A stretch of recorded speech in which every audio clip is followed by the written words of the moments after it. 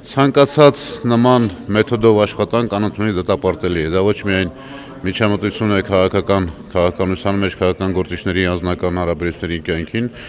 դա դատապարտելի է Հայաստանի Հանրապետության ցանկացած քաղաքացու պարագայում։ Եվ կարծում եմ, որ նմանօրինակ գործելակերպը մեր իրականության մեջ չպետք է տեղ ունենա։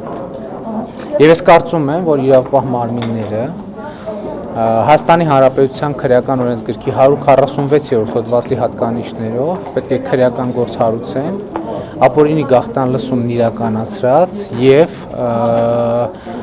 դա համացանցում տեղադրած անձանց քրեական պատասխանատվության ենթարկելու համար։ Ճիշտ լուծումը գտնելով է արել, իսկ դա անելու համար պետք է տալ դատի եւ պահանջել, որպեսզի ամբողջությամբ բացահայտվի, թե այդ գաղտնալսումը որտեղից է առաջացել, ինչպես է նետվել լրատվամիջոցներին։